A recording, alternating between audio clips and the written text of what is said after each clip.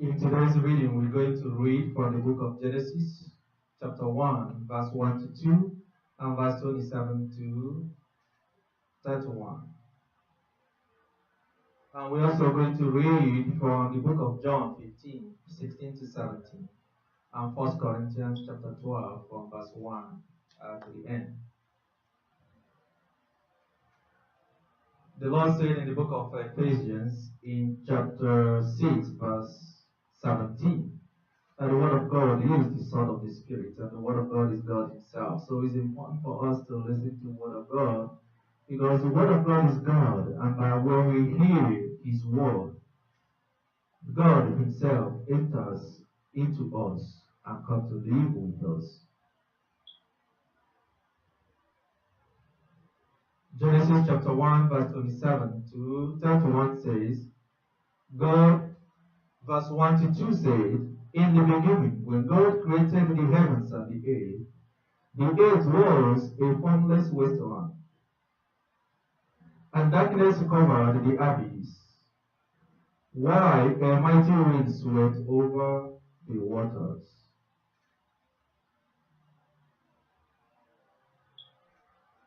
In verse 27 to 31, it says, God created man in His image. In the divine image He created him. Male and female He created them. God blessed them, saying, be fertile and multiply, fill the earth and subdue it.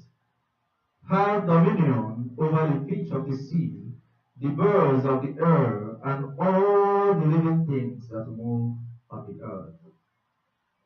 God also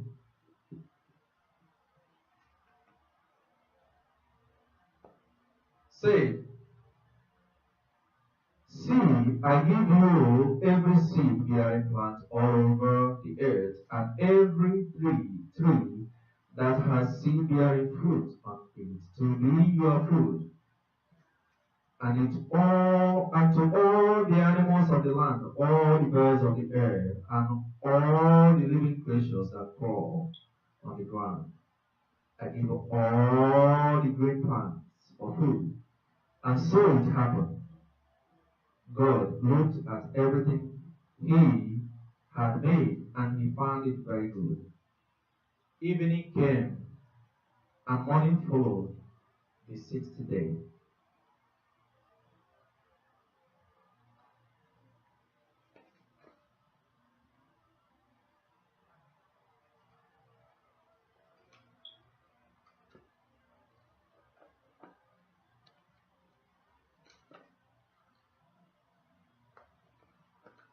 In the book of John, we're just going to read chapter 15, verse 16 to 17 only, the two verses. And this is the word of the Lord Himself. And He said, it was not you who chose me. It was I who chose you to go forth and bear fruit.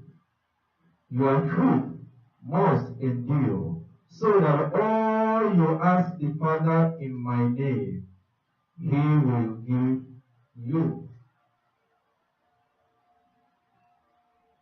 The command I give you is this, that you love one another.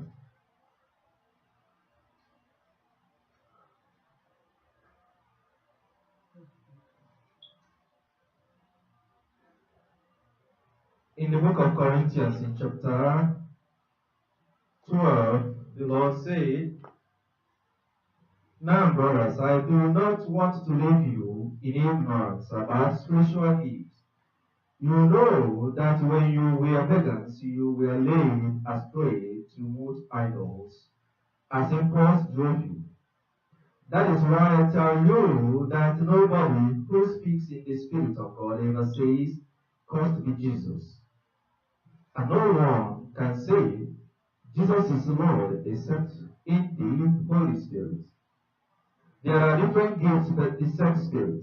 There are different ministries, but the same Lord. There are different works, but the same God who accomplishes all of them in everyone. To each person, The manifestation of the Spirit is given for the common good.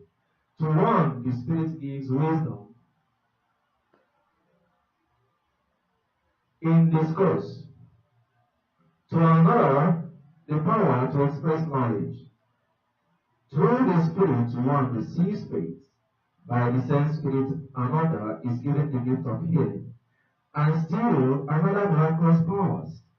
Prophecy is given to one, to another power to distinguish one spirit from another. One receives the gift of tongues, another that of interpreting the tongues. But it is one and the same Spirit who produces all these gifts, distributing them to each as he wills. The body is one and has many members, but all the members, many though they are one body, and so it is with Christ. It was in one Spirit that all of us, whether Jew or Greek, slave or free, were baptized into one body. All of us have been given to drink of the one Spirit. Now, the body is not one member, it is many. If the fruit should say, because I am not a hand, I do not belong to the body, would it then no longer belong to the body? If the ear should say, because I am not an eye, I do not belong to the body, would it then no longer belong to the body? If the body were all eye, what will happen to our hearing? If it were all ear, what will happen to our smelling? As it is, God has set each member of the body in the place He wanted it to be. If all the members were alike, where would the body be? There are indeed many different members with one body. The eye cannot say to the hand, I do not need you, any more than the head can say to the feet, I do not need you. Even those members of the body which seem less important are in fact indispensable. We honor the members we consider less honorable by clothing them with greater care. Those bestowing on the less presentable a propriety which the more presentable already have. God has so constructed the body as to give greater honor to the lowly members, that there may be no dissension in the body, but that all the members may be concerned for one another. If one member suffers, all the members suffer with it. If one member is honored, all the members share his joy. You then are the body of Christ. Every one of you is a member of it. Furthermore, God has set up in the church first apostles, second the prophets, third teachers, then miracle workers, healers, assistants, administrators, and those who speak in tongues. Are all apostles? Are all prophets? Are all teachers? Do all work miracles? All have the gift of healing? Do all speak in tongues? All have the gift of interpretation? All have the gift of interpretation of tongues? Set your hearts on the greater gifts. This is the word of the Lord.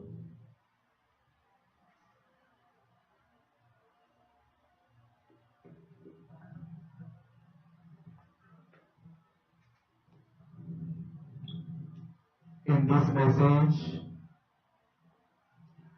which we hear today, I'm only going to speak to it as it applies to this ministry,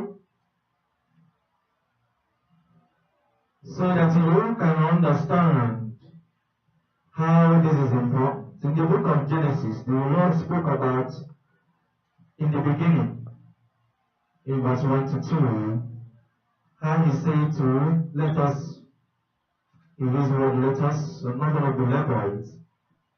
Neither do I belabor verse 27 to 31. that talks about God giving us all these things. So God has given us a lot of blessings, a lot of gifts.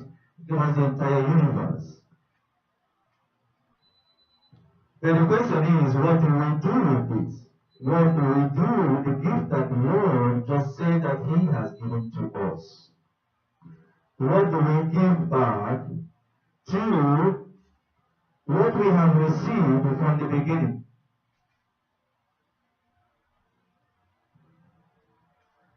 When you go, as we read in the book of John 15:16-17, and it talks about the gift of love, loving one another. And in Corinthians, it talks about the body of Christ, in which case we have different body.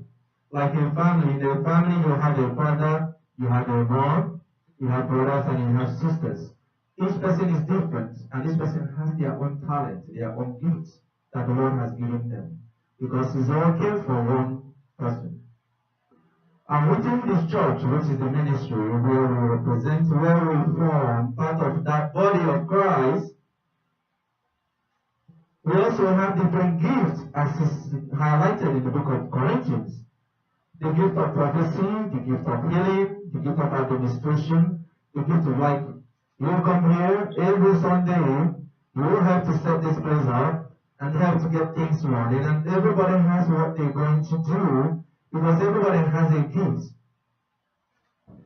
And each one is part of the same body and is all for the common good. So,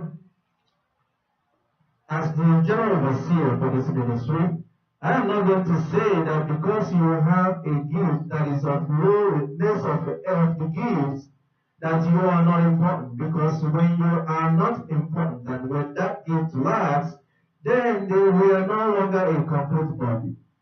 You give us an example.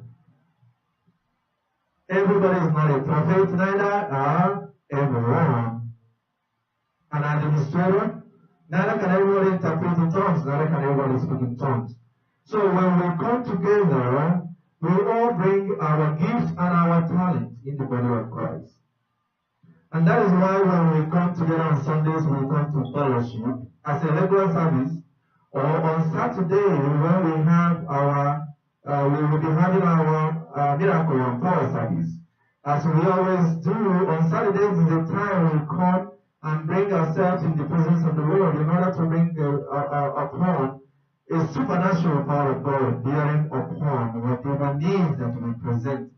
Be it sickness, be it obstacles, be it economic situations, be it health, be it job, whatever that is the time we present it in the Lord and take authority so that we change and reverse the situation. So you might have a whole week of running into difficulties and challenges.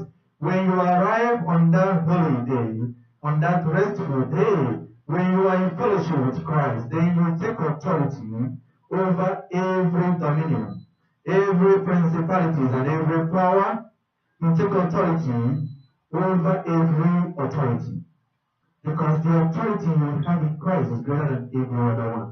For God has given you the power and has given you the authority over and dominion over all.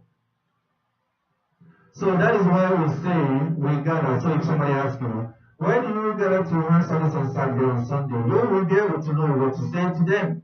That we do have services on Saturday. Because Saturday is a special occasion when we go in fellowship with God ourselves to take control, to take charge, to prepare us to step into next week.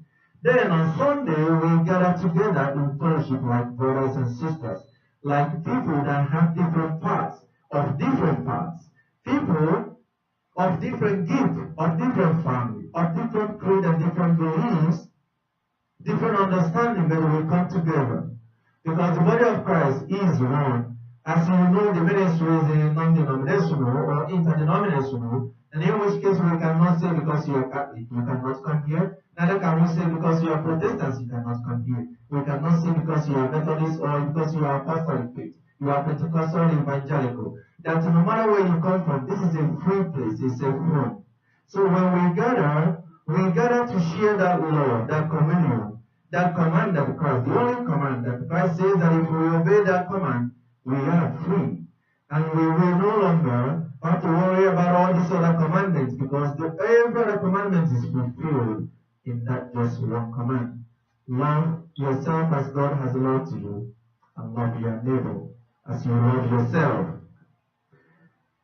So in today's message, as we go into understanding that, we go in to understand that God Himself, who is present here, who is present in us, who is working through us, is alive in us, and is well with us. And for that reason, we have received the anointing that He has given unto us according to His will. So also we have received the power. The Lord gave us the fruit of the Spirit, and you can find that if you read in the book of Galatians in chapter 5, from verse 22 to 25.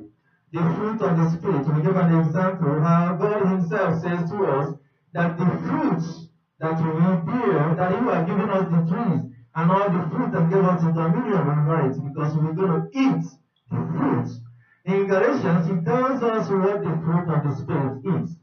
One is a physical fruit we eat so that the body shall thrive and live well. Then there is also a spiritual fruit that we are supposed to eat so that we can also live forever. And that's what the Lord has given us in the book of Galatians in chapter 5 from verse 22 to 25. So when we receive that Spirit, then the Holy Spirit that lives in us with the fruit of that particular Spirit helps us to develop our spiritual life. And in developing our spiritual life is where we will be able to help to exercise the power that we are talking about, which we receive. It is true that we exercise the authority. It is true that we exercise the dominion. In absence of that, then we have nothing. You have nothing. So we have a duty to be able, as He has given us the garden, given us all these gifts after we created the power to take care of our feet. So we also take care of our spiritual food. In your prayers, in your fasting, in your meditation, in your relationship with God, with your fellow man, you demonstrate that spirit, that fruit that you have in you through the exemplification of Christ Himself. And we see Christ in you. It is through that the power, it is through that the wisdom that we mentioned come. It is through that spiritual nature, God, that we have and receive, that we manifest and show them. Through that we get encouraged. Through no matter the challenges, no matter the difficulty. It is through that we receive. Everything that we ask of the Lord is through that we overcome. Every challenges and every obstacle you have in your life. Do not let your life to be crowded or cluttered by the noisy things that goes on around you, by the challenges that you will have. Because when you do, then you lose sight of the Spirit of God, and then you will no longer be fed by the fruit of the Holy Spirit. The devil comes in to feed you his own fruits, and then his spirit is going to come in, and then you lose your authority, you lose your dominion, you lose your power. But if you want that dominion, that authority, that power to live in you, to overcome every principalities and every power, every authority, then you will now cater to and take care of the fruit of the Spirit by being alert to make sure the Spirit of the Spirit lives in you. That is how we can be able to break every yoke and overcome every negative things that we encounter in our life, and to be able to subdue the satanic powers. We say we are called soldiers. And if you go in the book of 1 Peter, chapter 2, from verse 1 to 17, and verse 19 to 25, Peter was talking and speaking to us what the Lord has revealed unto him, and where he said, therefore, rid yourself of all malice, and all deceit, hypocrisy, envy, and slander of every kind. Like newborn babies, crave pure milk. crave pure spiritual milk, because he's not talking about the physical milk you buy in the store, when you go to your food market. He's talking about the spiritual milk that you will need, because it is the milk that is going to nourish you. So that by it you may grow up in your salvation. Now that you have tasted that the Lord is good, haven't you tasted that the Lord is good? I have tasted that the Lord is good, and I know that the Lord is good. And therefore, we should crave for that pure milk. He says, as you come to him, the living stone, rejected by human, but chosen by God and precious to him, you also, like living stones, are being built into a spiritual house to be a holy priesthood, offering spiritual sacrifices acceptable to God through Jesus Christ. So when we offer the spiritual sacrifice that is acceptable, the offering of this spiritual sacrifice that is acceptable to God can only come through Christ. And he said again, the Lord said, one who trusts in him will never be put to shame. Now to you who believe, this stone is precious. But to those who do not believe, the stone the builders rejected has become the cornerstone, and a stone that causes people to stumble, and a rock that makes them fall. So he's saying that you are, as a soldier of Christ, as someone that has received that special food, special meal, that you are going to be a cause to those that don't believe, because you're going to cause them, they're going to stumble. And it is true. They are going to stumble because of the spiritual food that is in you, that you have received, that you have eaten. You will gain a strength through Christ. That you are a chosen people, a royal priesthood, a holy nation. The Lord is calling you a nation. He started with Abraham. And if you remember, it's a promise that was made that came from his one son Isaac, and they became a nation. The Lord is prophesying to you today that you are a nation, God's special possession. So when people say to you that they call you names, call you out, look down on you, treat you differently, and make you look as if you are different, always remember that you are a member of the royal priesthood. You are God's special possession. That you may declare the praises of him who called you out of darkness into the wonderful light.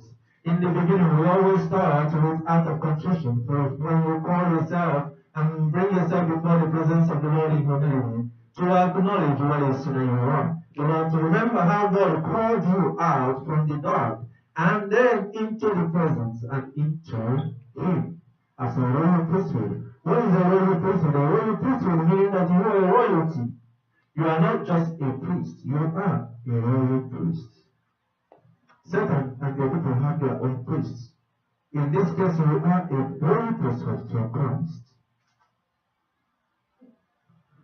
who has as a God's special possession that you may declare the praises to him who has called you out of darkness and wonderful light. He committed no sin, and no deceit was found in his mouth. When they heard their insults at him, so we talked about before, people calling you names, insulting you, saying all kinds of things about you. You remember they've said that about Christ himself, but he endured it all. He did not retaliate. When he suffered, he made no threats. Instead, he entrusted himself to him who judges justly. By his wounds you have been healed. For you were like sheep going astray. But now you have returned to the shepherd and overseer of your souls. When you have time, you can read more by going to the book of 1 Peter in chapter 2. And you can read the entire chapter. But you can see that this is a core philosophy of what we believe, that though, no matter what the situation is, no matter the circumstances, we are always going to remain faithful because we are always faithful, and that through Christ, who has made us precious, He has accepted us and He has made us so special, that He is always going to be in charge and be our defender to protect us because He judges justly. I found this out so long ago, and ever since, and it wasn't until 1996, before you were born, till 1996, then I now realize that by listening and following this belief, which message of Peter today, of always remembering and looking up to God, that God has become a greater vengeance. Where people have wronged me or done certain things, I don't revenge. I never revenge. I never have malice. Because I never like to grudge. No matter how much I may complain about what I have done or suffered, it is only because I'm a human being and just say it. But whenever anything goes on and happens, I've always found in nature that what the Lord does to those that do things to me, I wouldn't have the heart to do it. And ever since I found that out, and it became clear, and I've been trying to track it since 1996, and God has never failed for once. So I encourage you that you might go out tomorrow with your friends in school, in work, wherever you are. They call you names, they say things about you, they even curse you and say start and do things to you. To remember and just raise in yourself and say to God, say, God, I hand it over to you. This is not my fight, but you are a just God. And always be able to live a very righteous life, because we talk about the exemplification of our life as Christ Himself did. Because God is a just God, He will not start trouble, He will not cause trouble, He will not become like and live like the pagans do, and expect that God is going to come to your rescue. He's a just God. He is the God of the righteous and also the unrighteous. So as long as you will find yourself in that state of grace with God, God Himself is a just God. We, in our vision that the Lord is giving to us, by the name that we require today as the soldiers of Jesus Christ, and if we go in the book of 2 Timothy, and if we read in chapter 2 from verse 1 to 7, you will see the Paul himself writing, the Lord ministering to us through Paul in his letter, saying that he himself, he said, you then, my son, be strong in the grace that is in Christ Jesus. And the things you have heard me say in the presence of many witnesses, entrusted to reliable people who will also be qualified to teach others. So for that, every one of us is a teacher. And in order for you to be a teacher, you have to come to learn. And you see in our programs, we always start off with a Bible school, Judeo-Christian school, where we learn the Word of God. We are now laying this foundation so that you will know today, be able to share with other people, to know that you yourself is an evangelist. There is a commission the Lord has given unto you. The Lord has commanded that to the apostles right from the beginning of His disciples. When He asked them, He sent them out in twos to different towns. In the book of Mark, in chapter 16, from verse 15 to 19, 20, you can just read from 15 to 20. And you can read the entire passage so that you can have a context. After the resurrection of Christ, He gave a commission to us, every one of us. Which is why we talked about the royal priesthood. We see and believe that every member of this ministry is a priest. We also know there are levels of priests, as the Bible have made us to understand. When you are a priest, you are an evangelist, you have a commission. In the book of Luke, in chapter 9 and chapter 10, He also laid foundations of God giving a commission to you. You are an evangelist. You are a preacher. You are a priest. Because in your life, Christ lives in you. And He says, I command you to love one another as I have loved you, and as you love your neighbors, you love yourself. And in doing so, you exemplify Christ. You are ministering by your actions. so also your word must be. And in everywhere you go, you have also a commission. The commission to go to the four corners of this world to carry the good news, which is what we are doing. That's what the Lord has commissioned us to do. It's not an easy task, and it is a world challenge. When you go in the Acts of Apostles, and you begin to see how the apostles suffered, they were selling their land and everything they had in order to raise money so that they can carry this commission forward. So there will be challenges, you will face challenges. We want you to know that those challenges are normal. The devil himself is not going to be happy. When you elect a church, when you begin to say you are a church yourself, that Christ himself lives in you, the devil is going to find every possibility to obstruct you. But because of your faith, because you know who you are, you know the spiritual milk that you drunk, so you know where your strength came from. You are going to be strong in that your challenges and in that your struggle. Whether it's in your school, in your academics, in your job, in your family, in your community, in your friendship, in the relationships you have, no matter what the circumstances or the situation is, the Lord is saying to you to be strong, for you to know that He Himself is going to come to your defense. He is there to protect you.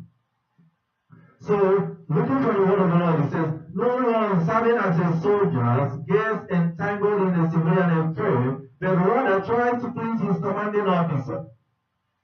Similarly, anyone who competes as an athlete, if you play basketball, so you know, when you compete as an athlete, does not receive the victor's crown except by competing. You cannot say we just lost a very important member of our tribe, Muhammad Ali. He cannot say he's going to go compete by saying he's going to compete without following the rules. So you have a rules of engagement through which you compete. So it's basketball that you play. There is rules that you have to follow. And when you compete as an athlete, you cannot receive the crown without a competition according to those rules. So also is the rules that Christ has laid out for us, that we, as children of God, as His servants, as a member of the royal priesthood, we live by those rules that Christ Himself has laid down. And He made it very simple. Before, it was over 1,000 commands in the Old Testament. Now He says, one command I gave you, love your neighbor as you love yourself. So it's important that when you relate to your siblings, your families, your friends, your people, your job, wherever it is, to remember that the love is the key word. And love is an action word. In the book of Philemon, verse 1 to 2, Philemon has only one chapter. Paul, a prisoner of Christ Jesus, and Timothy, our brother, writing to Philemon, our dear friend and fellow worker, also to Apphia, our sister, and Archippus, our fellow soldier, and to the church that meets in your home. But I also, your messenger, whom you sent to take care of my needs. That's Philippians 2, verse 25 to 30. So when you see that, you can see that the commission that we receive as soldiers of Jesus Christ is more, we use a figurative word, the soldier, in his reference to exemplify how you're supposed to act as a believer and as a Christian. You are not going to entangle yourself in civilian matters, but rather you entangle yourself in things of spiritual nature, because you are a spirit, as we have seen in the creation that the Lord Himself said when we read Genesis chapter 27 to 31. God created you in His image and His likeness. God is no man, but God is a spirit. Therefore, as a spirit, you don't get entangled in the things of the body, which is why you need the fruit of the Spirit. You need the Spirit of God. We all need each other if we are going to compete according to the rules that the world is trying to teach us today. So it's important for us to understand what our mission is. That in this mission that we have, as a body of Christ, as part of that big body that is called Christ himself, that you will know what the Lord himself has revealed you to those whom you gave him. That's what he says in 15:17. I have revealed you to those whom you gave me out of the world. So as you are here, the Lord brings you in, and the Lord opens his door that people should come in to rejoice with the angels who are here with us in this fellowship with Christ, with God himself sitting at the high table, as the most high priest, as with you, as a member of this royal priesthood, that we know to love each other. We are God's own, and God, Christ himself, has given us and returned us back to God. When he now left, now we're now going to carry this torch and pass it on from one person to another. Just as you come, you will learn. When you learn the word, so when you read the word, you listen to the word, and you listen to the message in the sermon, so that you can understand, so that you can be instructed, so that you can be able to teach somebody else in this journey as you go from one corner of the world to another. You go from one end to the other. As we speak and relate to one another, we need to compete and we need to carry it and we need to live according to this particular teaching we receive.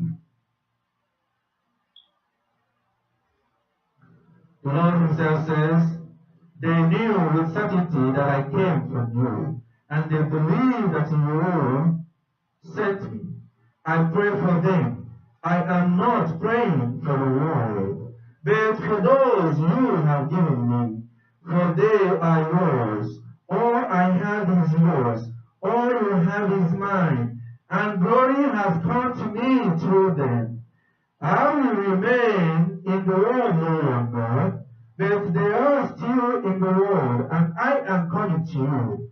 Holy Father, protect them by the power of your name, the name you gave me, so that they may be one as we are one. While I was with them, I protected them and kept them safe by that name you gave me. None has been lost except the one that has given himself, so that the scriptures will be fulfilled. So I end my message today to you.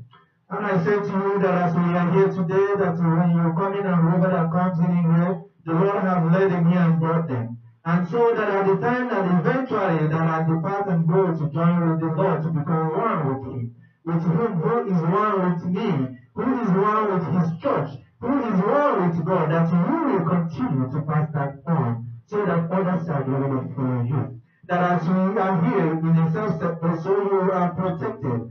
And I pray to God as Christ himself has prayed, in the name of Jesus, that he protects you. He protects your family, your siblings, your friends. He protects your interests, your education, your job. He protects every of your endeavor in everything that you lay your hands in, everything that you do. That through them that we will continue to bring glory unto God. For all glory belongs to God, and to God is everything, the God that lives in us, to whom that we belong, to whom has made us precious and made us special, to whom that we have sacrificed ourselves unto, and open up ourselves to receive him as he comes into our life. In Jesus' name we pray. Amen. For those that are going to listen to this message, if you are and you believe in the message that you have received today, feel free, you can reach out to us, but you can also give your life to Christ if you are not saved. In John 3:16, he has called us, through Jesus Christ we have been saved. No one goes unto the Father until the person is born of the Spirit and water. Until you are baptized by the Spirit and water, by the fire. That is the only way you can go to God. And you can do that by just simply saying that today I give my life to Christ and I receive Christ as my Lord and as my personal Savior. And you give your life and you pray to him and he said, from today on, forgive everything that I have done. Everything that I have done in the past, and Lord himself will forgive you. And he will receive you. That you will become new creation. You will become fresh and you become new. In Jesus' name we pray. Father, we thank you that through the message today, that those that will hear the message, eventually in the future at any time, that the Lord, you will minister unto them that this word shall bear fruit in their life. That they shall give their life to you, that they will receive you, and they will accept you as their Lord and as their Savior, and they shall be able to become part of this body, so that at the end that we will join with you in eternity, to sit in your kingdom, to rejoice as your children. In Jesus' name we pray. Amen. Thank you, Father. Thank you, Jesus, in this intercessory prayers as we begin to round up and end today's service. Father, we thank you. We commit everyone into your hand. Lord, what is it that they are going through? What is it that is going on in their life? What is it that is happening that they cannot be able to address right now? What is it that is bothering us? What is that challenge? What is that miracle that we are expecting that we have not received? What is that obstacle that the enemy has laid on our paths? We commit it into your hand. By the power of the Holy Spirit to minister unto our children, minister unto the families, minister unto those that have not made it here, those that are yet to come. That as you open this place of worship, Lord, you open the door to people. As you prepare us and as we begin to prepare for this journey that you are taking us in this community, in this town, to be able to go through every length and breadth of it, to bring people away so unto you, that we sow their spirits, that through the fruit of the Spirit that we will receive, that we shall persevere and continue, and through the Spirit that we shall see the light and carry the light that you have given us and put it unto the sun, so that all the people in this community, in this town, in this city, that in this state will see, that throughout this nation and this world, that they will see your light shine like a beacon, like a light that the wise men, true wise men saw when they came to pay you homage. Lord God and Father in heaven, so we shall become, and so your blessing shall fall upon every one of us in Jesus' name we pray. We break every yoke, that in the name of Jesus, I command every yoke that is an obstacle, that is a challenge, that is disrupting, that is destroying everything that you have given unto every one of us, that we have planned for any one of us to achieve. We break it in Jesus' name. I break it in Jesus' name, by the power of the Holy Spirit. So are also every sickness. Those that are sick, in whichever way their sickness is, whichever part of the body that is hurt, whichever part of the mind that is hurt, that by the power of the Holy Spirit, I pronounce healing upon them in Jesus' name. I pronounce healing upon their life in Jesus' name, upon every aspect of their life, for you are the one that spoke. In the book of 2 Peter, in chapter 1 from verse 3, Lord, you have given us all things and everything we need about life. Therefore, Lord, we say in the name of Jesus, whatever is the challenges, whatever is the obstacles, whatever is the endeavor that we are putting before thee, we have endeavored and ventured into. We decree for the obstacles to be removed, and we decree the manifestation of that venture in Jesus' name we pray. Amen.